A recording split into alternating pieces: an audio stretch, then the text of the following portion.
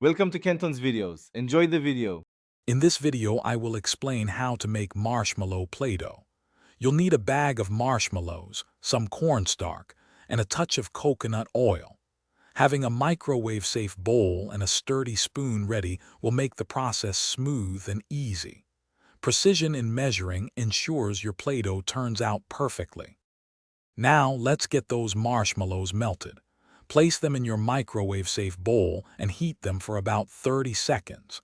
Give them a good stir, then repeat in 15-second bursts until they are completely smooth and gooey. This careful melting process is crucial for achieving the perfect pliable Play-Doh texture. Once your marshmallows are melted, it's time for the cornstarch. Slowly add it in, mixing continuously.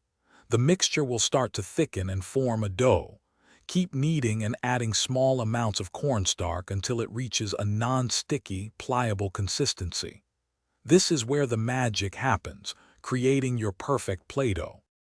Finally, knead your Play-Doh on a clean surface until it's perfectly smooth and elastic.